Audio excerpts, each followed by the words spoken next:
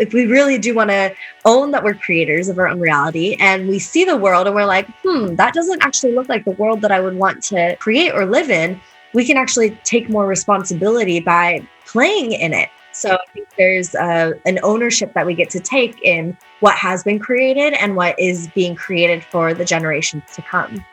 What's up, everybody? I'm your host, Patrick Cook. Welcome to Being.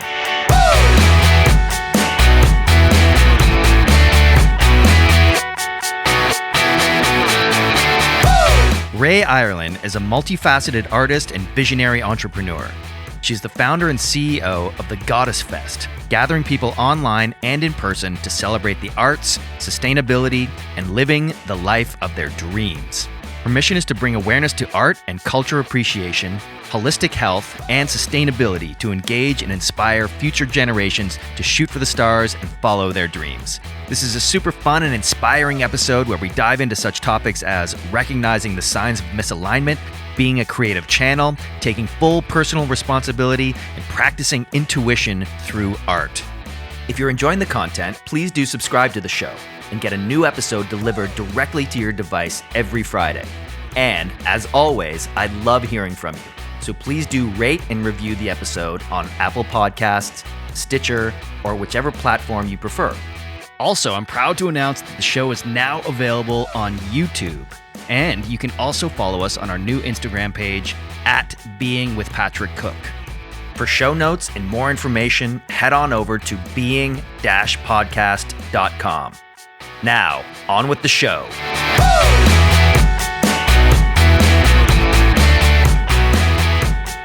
Rae Irelan, welcome to Being. Thank you so much for being here. Hello, thank you so much for having me. I'm excited to be here. It's a pleasure. So I came across your profile online and I clicked on a couple of things and watched your video trailer on YouTube. I'm like, oh my God, I love the vibe and energy of this woman. I have to have her on the show.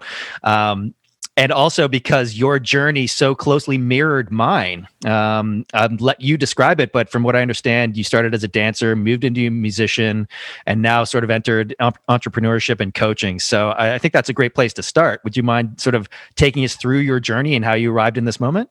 Yeah, absolutely.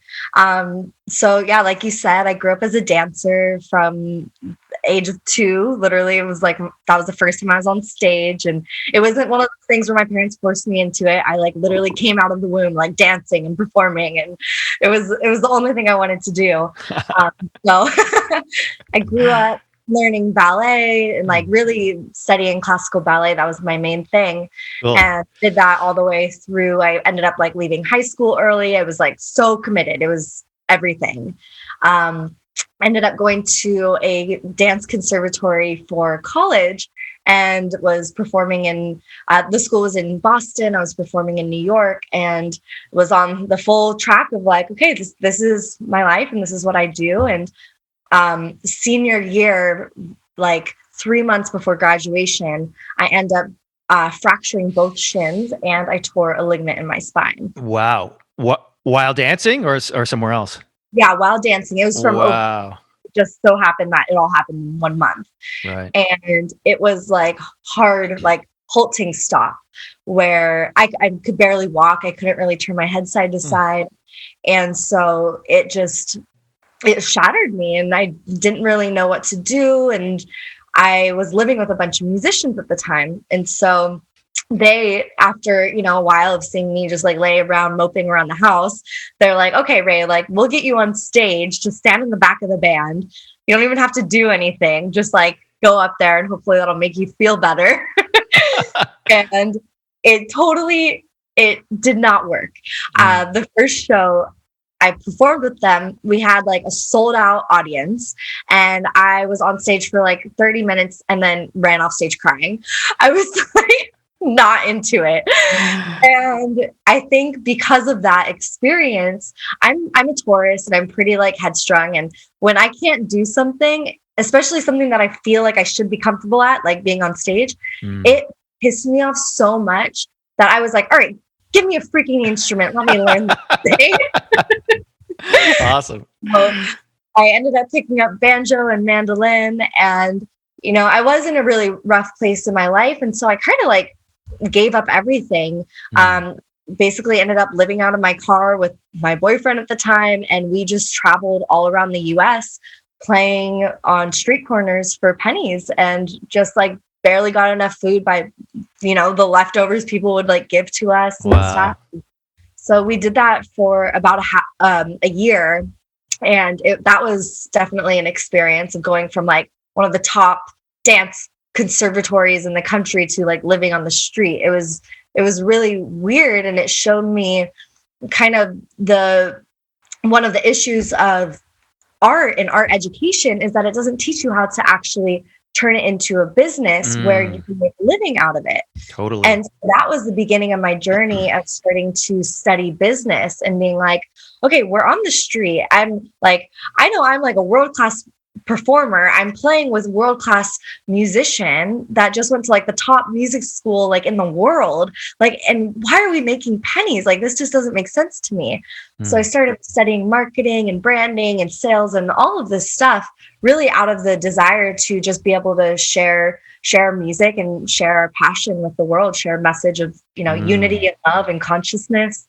And so that project of, me and my boyfriend just playing on the street turned into a full band, which within 5 years turned into a nationally touring act with management and booking and teams.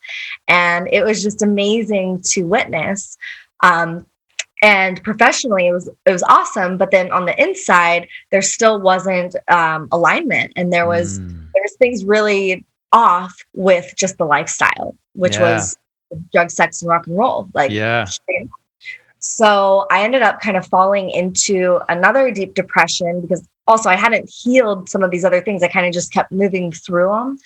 And I found myself really like hanging on to different substances and stuff like that. And before I knew it, I was in my car driving home from a gig and had a suicide attempt where I drove my car off of a cliff. And this was really I was just like ready to give up everything. And at that point, I didn't understand, or I couldn't see like why I should even be here. I felt like it was worse that I was here. And everything I was doing just felt so off, but I didn't know how to stand up for myself or hold boundaries or anything like that at the time. Or even just have like forgiveness and, self-compassion. Yeah. So the car ended up going off the cliff, but that's where I had my like speak to God moment where basically like I saw the white light, it was there. And, God, universe, creator, whatever you want to call it, this voice that I had never heard said, hey, you've been asking to leave. Like, this is our gift to you. This is your chance. If you want to leave, here you go. And if you don't, let us know right now. And in that moment, there was just this like 1%, like little speck of like sand that I was like, shoot, what if I'm supposed to be here? And that little tiny spark just like lit something up inside of me that was like, okay, if just that little bit, that 1% is there, I've got to stay and figure this out. I got to see what that's all about. And in that moment, I came back to consciousness because I was totally like knocked out, came back to consciousness. And then the car ended up landing just upright. And I walked out of that accident without a scratch or a bruise. And it was the most incredible, like, consciousness like expanding moment ever. And then I stepped back into my life and I'm like, oh my gosh, this is a shit show. I need help. Like, this is like, I feel great now. Like, I just spoke to God, so like all is good. Like, I can get through anything, but like, oh my gosh, my life is a mess. So that's where I really started leaning in and just asking for support, finally putting my hands up and being like, I need help. And that's what led me into the coaching and personal development and healing space. I ended up traveling all around Central America. That's actually what led me to Costa Rica for the first time, was to study like permaculture and shamanism and healing and do ceremonies. And then I was, doing Eastern and Western practices to just get myself back to a status quo of like happiness, or just like, okay, I'm here. And through that experience, I just transformed so much through the help of my mentors and the people that came in, communities, and art, especially music, dance. That's really where it became not about the show anymore, not about the performance, but really just a healing modality for myself. Oh my And God. That's through so that, beautiful. it was amazing. And that led me into the coaching space that I am in today. And it's all been like a wild journey since, and definitely not all like, rainbows and butterflies since, but it's an adventure. And that's what I kind of like to name it as. It's just an adventure, and it's going to have its ups and downs, and I'm in for the ride. Yes. Oh my God. What a story. Thank you so much for sharing that. And again, Yeah. it mirrors so closely a lot of my experiences. I came up as a musician as well, played in bands for years and years, struggled with alcohol dependency, had this feeling of disconnection that I couldn't really put my finger on, and just, sort of continued down the path of just numbing out with alcohol and drugs just to numb that pain.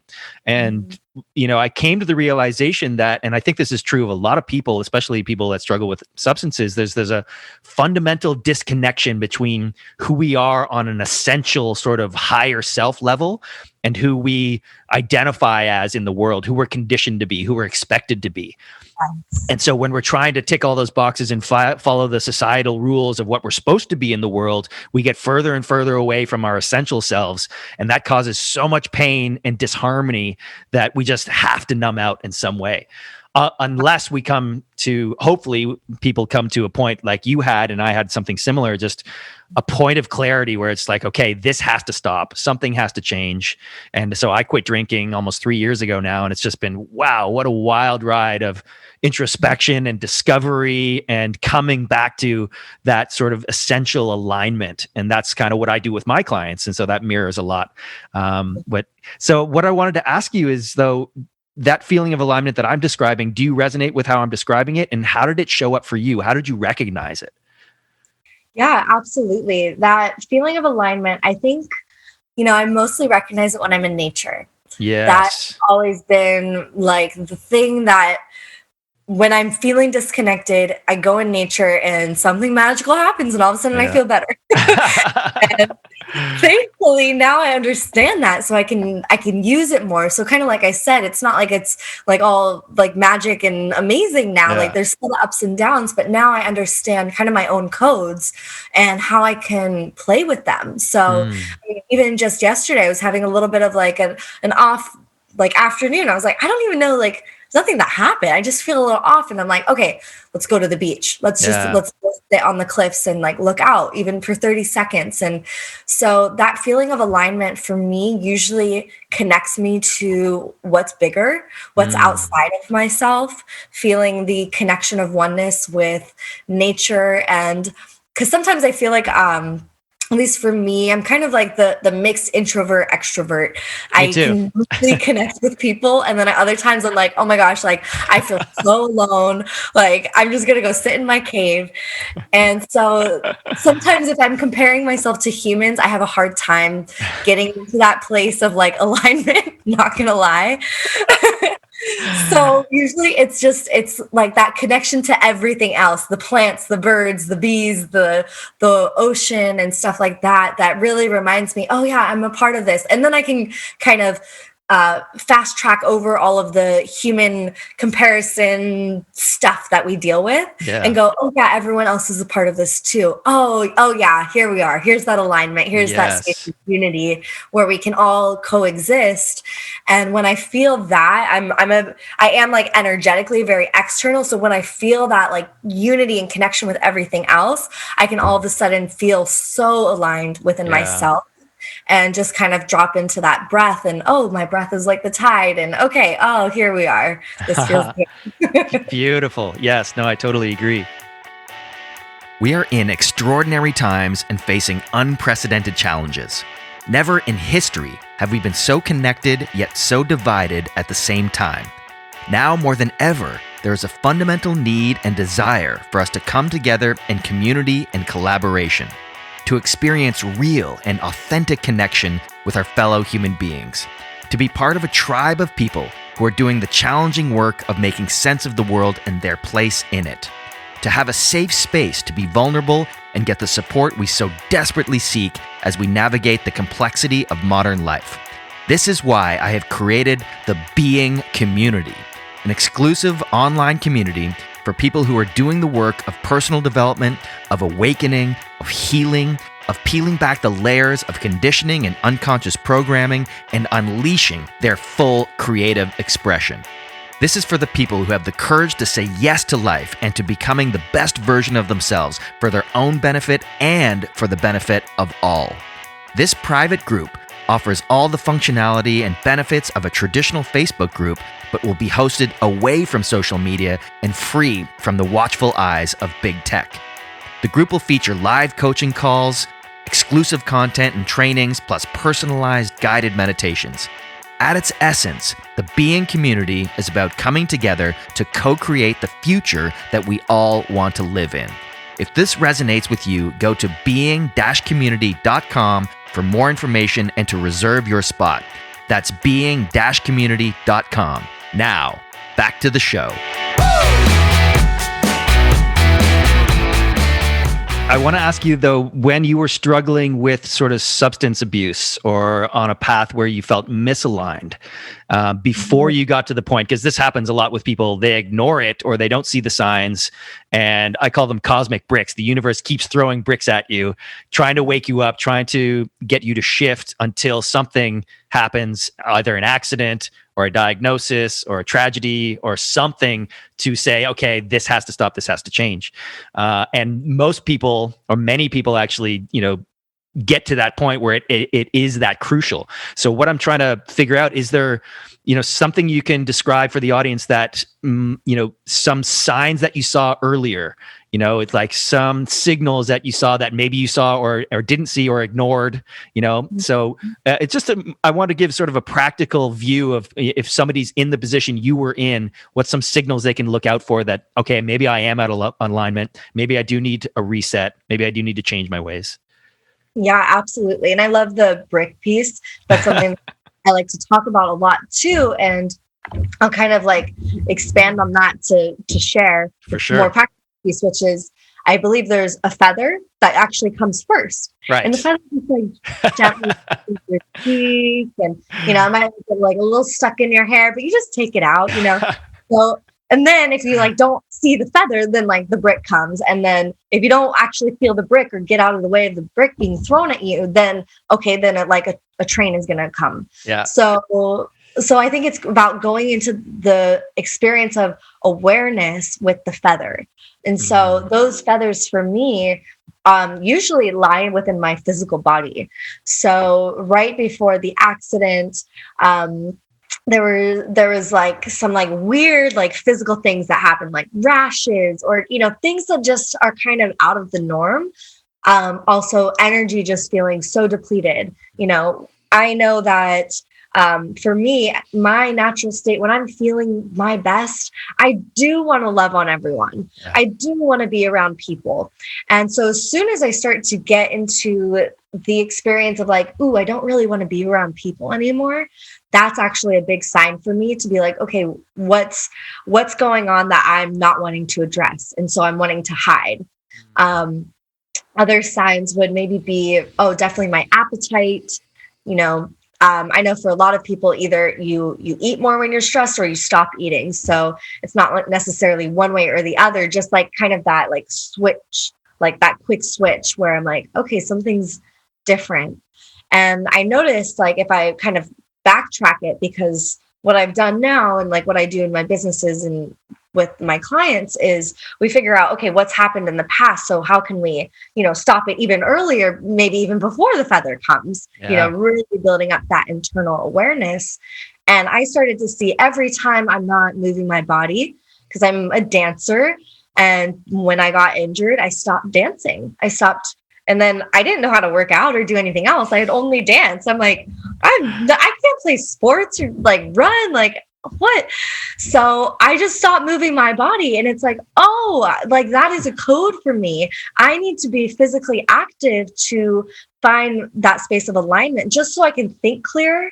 And by think clear, then I can hear my intuition, then I can make more aligned intellectual decisions.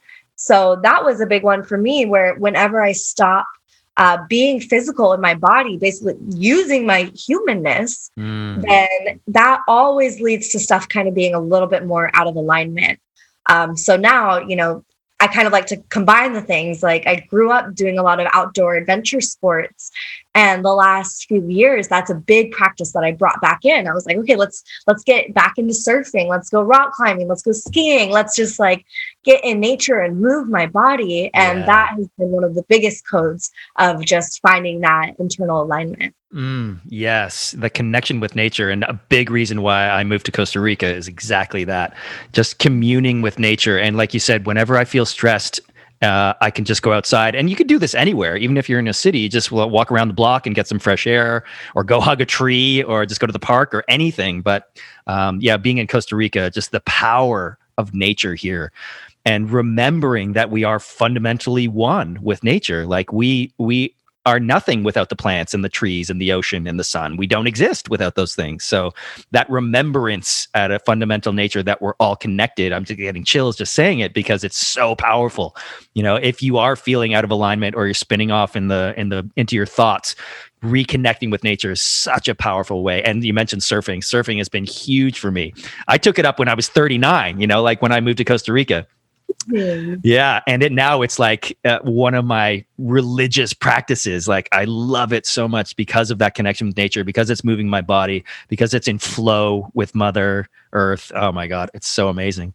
But your creativity, I want to ask you about, because for me, I was also a musician. I still play, but I made a career out of it for a long time. I wrote advertising jingles, which was awesome.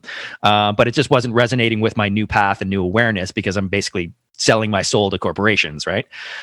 So I'm still creative, but I'm just curious about your transition out of sort of being a dancer and a musician into a coach.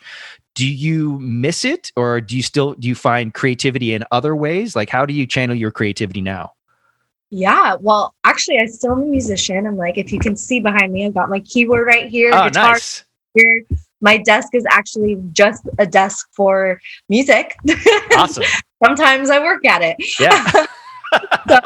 me too. Yeah. So really, I actually started my coaching stuff while I was on tour. Oh, nice. Yeah. So the car accident happened. This was about year 3 of kind of being on the road. And after that, I dove into more of the healing arts and all of that stuff, going to Costa Rica, or all of Central America. But that whole time I was actually still touring, still with the band. I didn't leave the band in that moment, which was kind of an interesting path for me to choose. Yeah. And so we ended up staying together for a few more years. And then even once I left the band, because I was with them we were together for 5 years, I left, and then I toured internationally as a solo artist for 2 years. Cool. So most of my coaching journey has been while also being on tour and as a musician, except for basically the last year and a half because of lockdown and stuff. So that was a big shift and change. Wow. So it's always, music has just been, it's like eating food for me. It's not like it comes and goes. I think it'll always be a part of me and everything I'm doing. And whenever I'm speaking or I'm doing coaching, everyone's like, oh, do music. And if I'm doing music, they're like, oh, lead a meditation.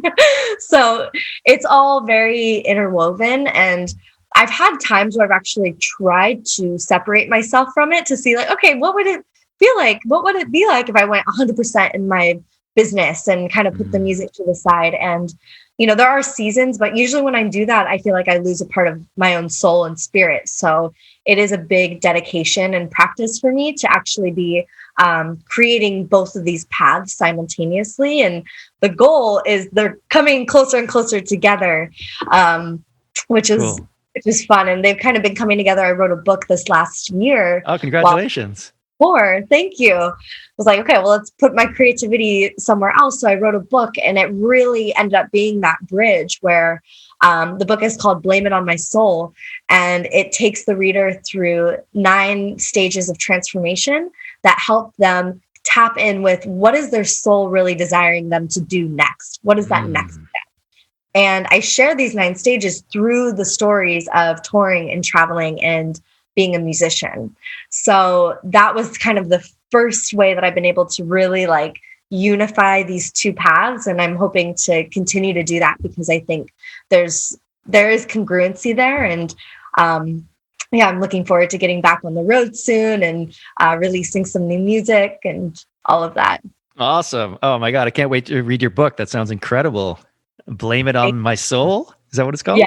Blame It on My Soul. I will definitely put the link for that in the show notes. You guys should check it out. I wanted to ask, because you're a creative, then I ask this to all my creatives that I have on the show, is where does creativity come from? This is a fundamental question I've asked myself many times. And there isn't one answer, but I'm just so curious to hear what other people think. For me, it's like, it partially comes from, internal genesis, partially comes from an external place, and maybe there's a balance between the two. What's your take on it?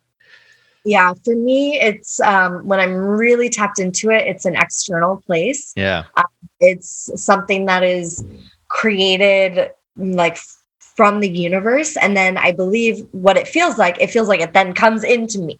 And I get to express that. So a lot of times when I'm like songwriting, or if I'm, jamming, or even, creating a dance, the ones that really like have this like spark and like, ooh, like what was that? It's usually when I'm so open and my ego is so released that I almost don't even know what's happening. And so a lot of times if I'm songwriting, I'll just put a record, device on and start playing, because it just kind of will flow through. So songs will be written in, 30 minutes, the full song.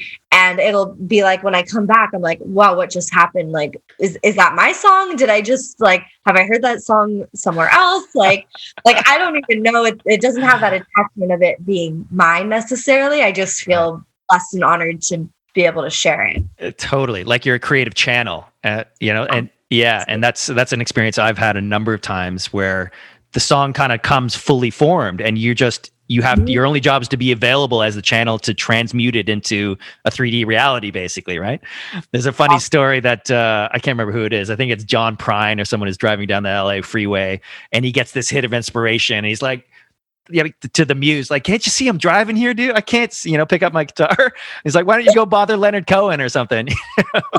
I love that. Yeah, it's hilarious. But so the creative channel, that's a lot of what I do with my clients as well, is how do you clear out sort of the noise and the distortion and the mud that's in our creative channel. And a lot of that is ego born or conditioning or whatever it might be, to really be open with your heart and your energy to receive and to transmute energy in both directions. Yeah. And that's super, super powerful, but it does take, like you said earlier, a certain depth of self-awareness and self-trust. That's something I've kind of struggled with, because I've lived in my head for so long. Like, I'm really intellectual and a seeker of knowledge. So trusting my sort of essential nature and my intuition has been really challenging for me. And that's, I think, what is necessary in order to be a creative channel, or just a channel of energy, full stop, is to have the courage to keep your heart open, even when it's painful, even when it's challenging, because when you do keep it open, those beautiful moments can arrive, right? Do you resonate with that? Absolutely. And I think it can be a really awesome hack too, is to practice your intuition through the arts, especially through the arts that you might not be as skilled at, because then there's not as much judgment in it. Ooh, I love that. How do you do that? So for me, painting or drawing, because if I try and do this with dance, I'm way too trained. So I just get into the technical mind. With music, I'm trained enough to know when, I'll judge myself still. So I need to do something that I'm not trained in, something that's just, it feels like it's just play. And then from there, I start to follow my intuition, because there's no high risk, there's no oh, this is going to be a bad piece of art, because I am an artist. So I have these certain standards that I hold my art to. Right. But if you're not an artist, and this is what I work with a lot of my clients with, because usually they're not artists, but they're creative. Yeah. But it's hey, try something new. Even if you have a guitar or some instrument, just play one note over and over again, and just sing over it. Like, you can't go wrong.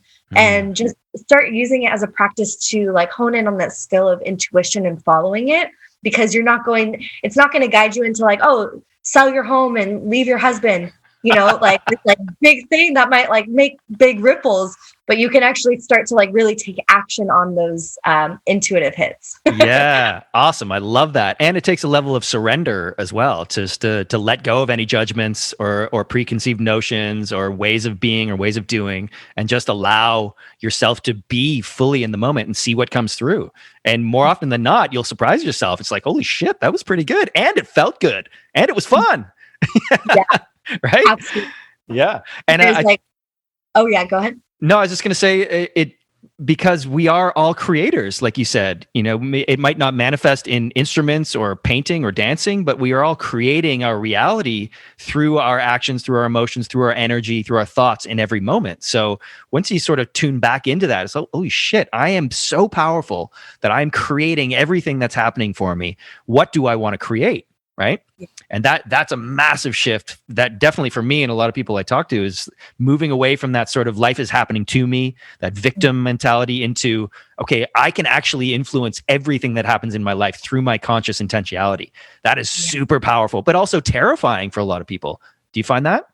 Absolutely. Yeah. I have a lot of clients that I work with this on, because they'll come to me, and once they start tapping into the power that they hold, a lot of fears come up. Yeah. Oh, well, like if I'm actually that powerful, like what if I misuse that power? Yeah. What if, and they have these like memories from past lives or, stories that they've heard that are so terrifying, and they're like such heart-centered people, but that the last thing that they would ever want to do is to misuse power. Yeah. So most people will say, I don't want the power.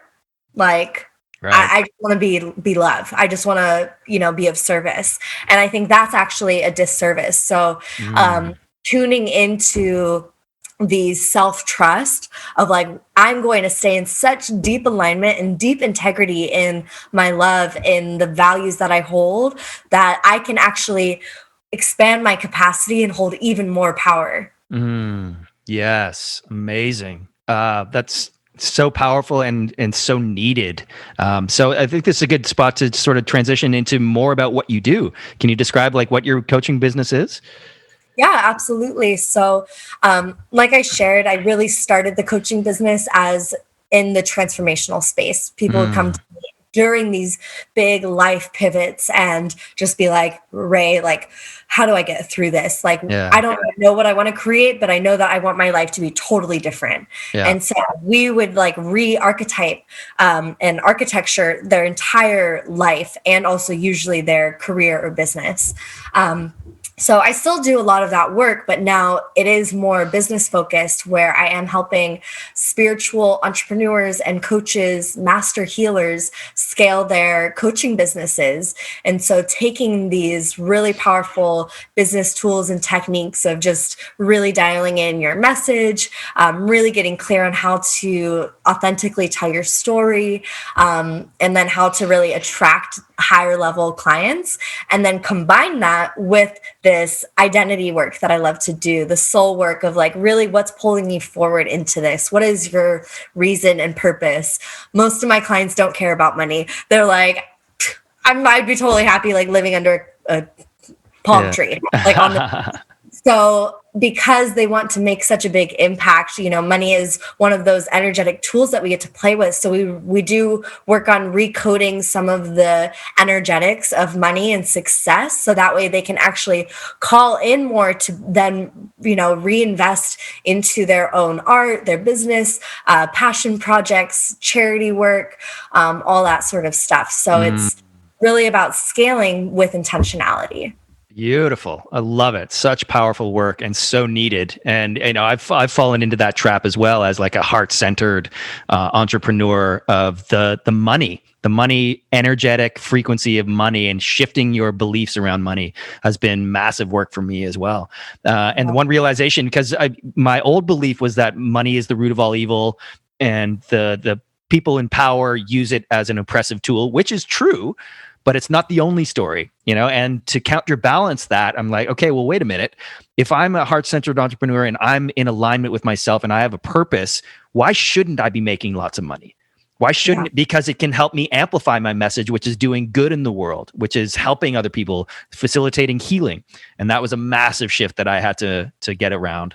I think so many healers are going through that today. Yeah. Just being like kind of questioning those old paradigms of, the struggling artist or the healer doesn't make any money. And like there's just so much questioning and re-storytelling happening where it's like, okay, well, if we really do want to own that we're creators of our own reality and we see the world and we're like, that doesn't actually look like the world that I would want to necessarily create or live in, we can actually take more responsibility by playing in it, not necessarily disconnecting from it and saying, okay, well, I'm going to just go, live in my little bubble, which is definitely what I wanted to do before I got into all this work. I'm like, I'm totally fine. Like, give me just like a little hut. I'm good. But that's not actually going to make the shift that we collectively really want to see happen on the planet. So I think there's an ownership that we get to take in what has been created and what is being created for the generations to come. Yes, totally. So that brought up something for me around, where we are right now. And, at the risk of getting into conspiratorial waters, like because there are massive energies at play, I think what you're talking about, some people just want to hide. They don't want to look at it. They don't want to look at the depth of malevolence or evil in the world. They just want to be in their little bubble and go about their lives, which is, I've been in that place as well. But I think now we're at such a critical time in the evolution of history and humanity that we can't afford to do that anymore. Each person has to take responsibility. And that doesn't mean you have to go out and, be on the front lines and change the world or become a president or something crazy. But it does mean taking responsibility on an individual level to me.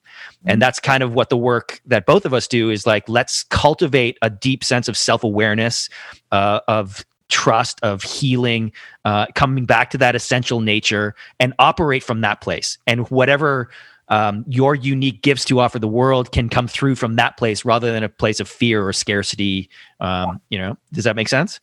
Exactly. And it brings us into that more natural state of taking inspired action. Exactly. Action from fear. Yes. And I think so much more can move. We're so much more connected to a lot of energy that we can utilize. So all of a sudden things will like start working faster. There's like these synchronicities. You start meeting the right person at the right time that's going to guide you even closer. And life can be a lot easier. So that's definitely a mantra that I like to use is like, this gets to be really easy. Like as I'm sharing my gifts, as I'm wanting to make as big of an impact as I want, a lot of people, I think that, I'm sure that are in your world too, like they're wanting to, yes, shift their own lives, but they want like their loved ones and their neighbors to have better lives as well. And so like that takes extra energy. Like if we're just one human being trying to move, multiple things, our capacity, our experience of our power needs to be bigger. And also, we can create that through partnerships, through friendships, through communities to like put more of a collective effort moving forward.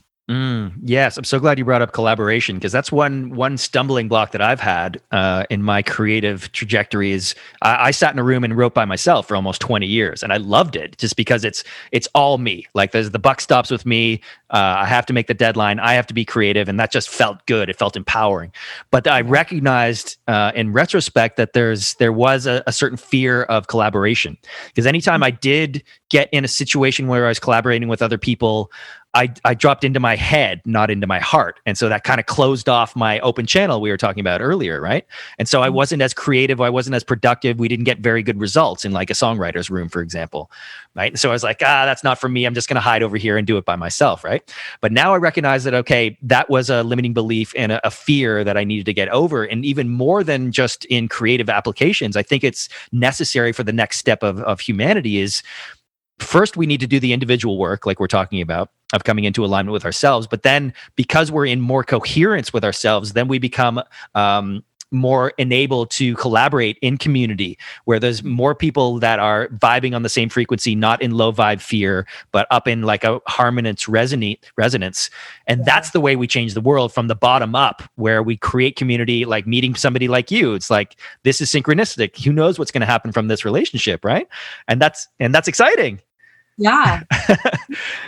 I think like just bringing even in that like curiosity and that openness in every relationship that you meet. Yeah. Because sometimes we hold like judgments, or, you know, oh, well, they're here and I'm here, like they're above me and I'm below them, or vice versa, or whatever.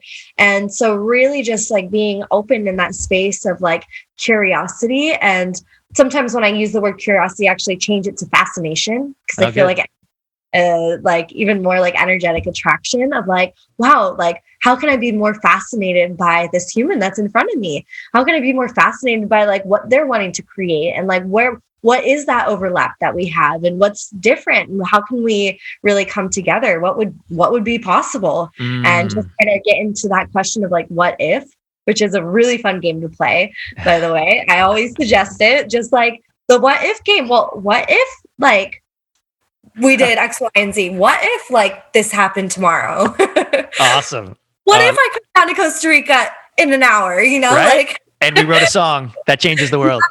Exactly. So that's a really fun place to be playful. And I think the universe responds to play. Absolutely. And play and life as art in general is just, life is artwork. You are creating all the time, whether you know it or not. So really tapping into that creator role more fully definitely is fascinating, and curiosity. I love those two together. One of my favorite questions to ask guests is, what is your definition of success, and how has that changed over your trajectory? It has changed so many times. Me too. It's constantly being revised, which is okay. Yeah, always. I would say like really the biggest feeling that I have around success would be fulfillment. Yeah. That's what would kind of land most for me, is like when I wake up and go to sleep, and throughout the whole day, I'm feeling like, wow, I'm feeling really fulfilled in life right now. I think that's like one of the most like rich qualities. And through that fulfillment, also like the gratitude, just like, wow, like I'm so grateful for what I have in my life. I think that's better than chocolate pie or $1,000,000. So I think it's, you know, and I think that level of fulfillment, like that really, really deep level of fulfillment, can come from any other versions of what success looks like, you know, maybe a successful relationships, or successful business, or, you know, successful career, whatever it is. But I think, you know, I've definitely seen plenty of people that have one of those pieces, and yet they still don't feel that like sense of like landing of like, oh, I'm home, like, oh, I'm here, oh, I've made it.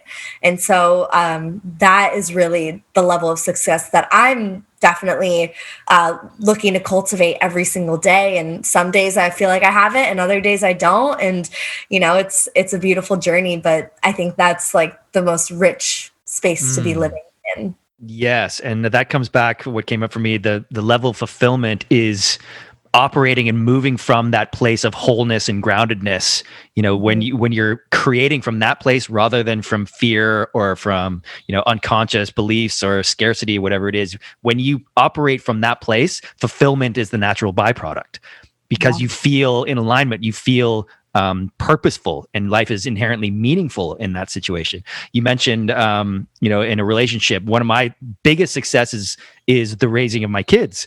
I've got two amazing kids that are 13 and 10 now, and they are by far my greatest success, you know? And so everything that happens beyond that is just gravy. It's just icing on the cake, right? And so I'm constantly in this place of fulfillment and gratitude no matter what happens. But I know so many people struggle with that. And for me, it's because there's this disconnection in society where I said earlier, you know, we're taught to follow the rules. We're taught to, you know, go to school and get good grades and, you know, find a job and a husband or a wife and a car and all that stuff that's supposed to lead to success and happiness. But rarely does it lead to fulfillment. And so there's a fundamental question is, what is fulfillment? And it's different for everybody, right? And so absolutely. And I will say say that there's an interesting piece that I've been discovering in the last few years, which is, like at first when I was kind of playing with that idea, I'm like, okay, well, if it's just fulfillment, then again, like, why can't I just like live in my hut on the beach, and can I just be fulfilled there? Yes. And there's a part of my soul that knows I'm here to do more. I'm here to create a bigger impact than just actually creating fulfillment within myself. And so then there's this new desire, this new drive to actually chase some other things, like creating impact, and also creating business success for myself and my clients, and creating my dream lifestyle, being able to travel whenever I want, wherever I want, not having these limitations. So it is this like really interesting play, because I think for a while I started getting conditioned into like, okay, well, I need to remove all material things to come into this place of fulfillment. But I really do think for some people they're like so good with that. And then for others that might be a little bit more like creative and visionaries and leaders, like that level of fulfillment actually is not the deepest level of fulfillment. I need to be like a vessel for bigger change, for more. So it's an interesting fine line. And I think every person gets to kind of feel like, okay, where's that balance for me? Yeah, totally. I heard it described beautifully the other day, because I was having this conversation with somebody else. We're talking about purpose, and what if my purpose is just to sit on the beach and drink margaritas and do cocaine, for example? It's like, okay, well, that's not purpose, because the fundamental nature of purpose is being of service. And so she described it as, an inner concentric circles moving out. You start with alignment, what we're talking about earlier, and then that moves into purpose, and then that moves into impact, and then that moves into material goods or whatever, spoils you desire in the world. But that it has to come from first inner alignment, and then purpose and being in service, and if you have those in that creates fulfillment intrinsically, I think, right? Yeah. Because I agree. Yeah. It's like the automatic button. Like if you want to be really feeling fulfilled, like do it in this order. Yeah, exactly.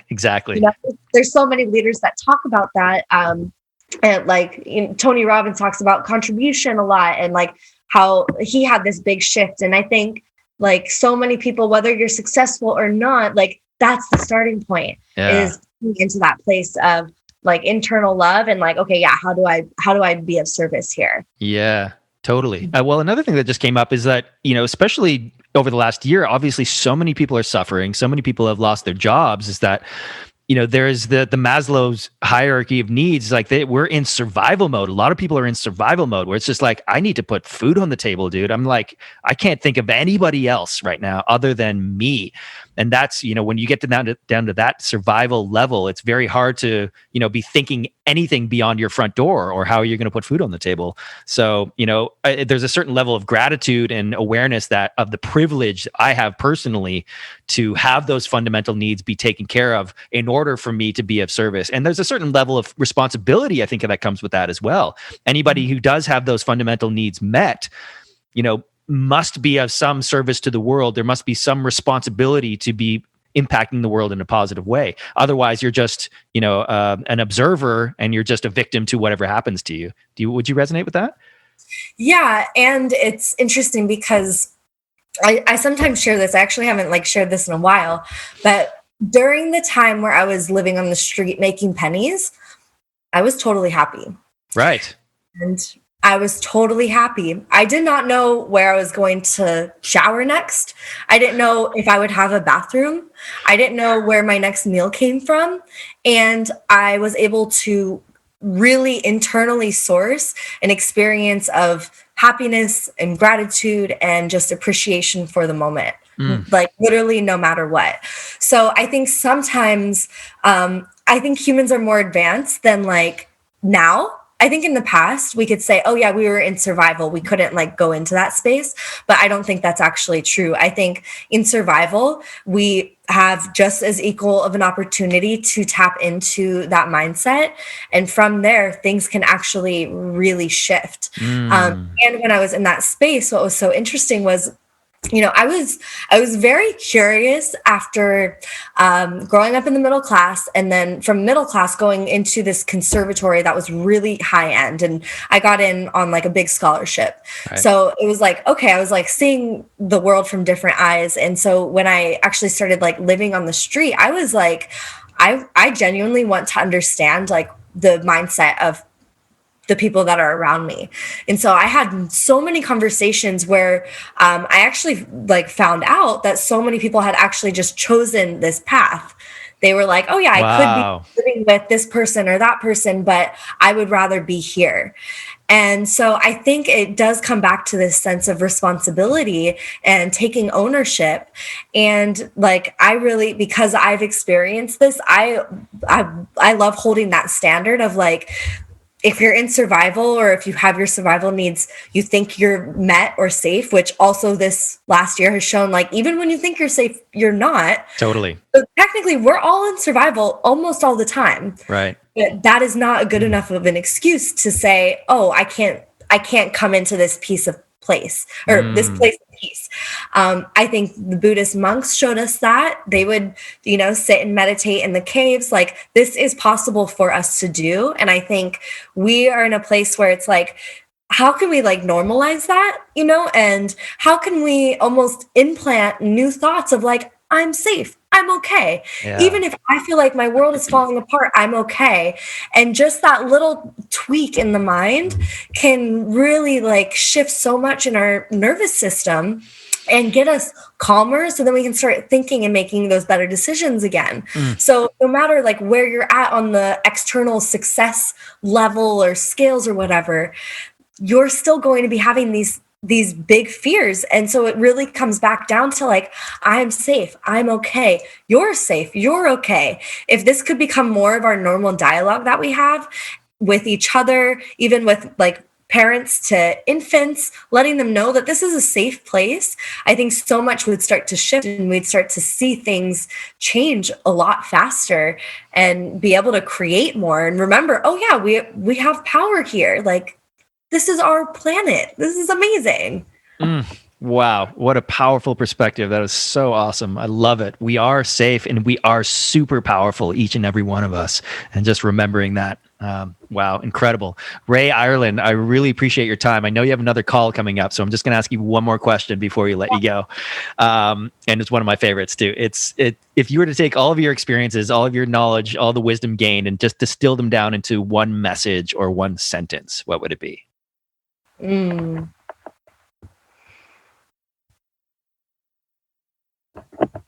It would probably be something around just listen, because I think we all know more than what we even tell ourselves, what we allow ourselves to believe. I think we're more powerful than we can even imagine. Even with, what I just shared, there's so many billionaires that came from nothing. Like this, it's all possible no matter where you're at. And I think when it comes to just listening, like, and really tuning into like that internal clock, that internal voice, there's so much guidance there. You don't need anyone. You're good to go. Bringing in, other people to just help and support and bring love. That's like the magic piece. So yeah, turning up the listening dial. Awesome. I love it. Rae Irelan, thank you so much for your time today. Do you want to let people know where they can find you? Yeah, absolutely. So you can find me on social media is a great way to just stay connected. Rae Irelan, RAE, and then Ireland, like the country without a D at the end. So on Instagram, Facebook, you can check out my music on Spotify and Apple Music. I have a show, Soul Aligned Show, on YouTube. You can also check out some of the music videos on YouTube. So lots of ways to stay in touch. Let me know if this resonated for you. I would love to just hear what clicked. If there's a big aha, send me a message. I'd love to connect with whoever's listening here. And thank you so much for having me. Oh, my pleasure. Thank you so much, Rae. Have a fabulous day. We'll talk to you real soon. Oh, bye. Bye. Hey everyone, thanks for tuning in. And if you enjoyed the show, please do subscribe, rate, and review. For more information and show notes, head on over to being-podcast.com. We'll see you next time, and remember, live your being.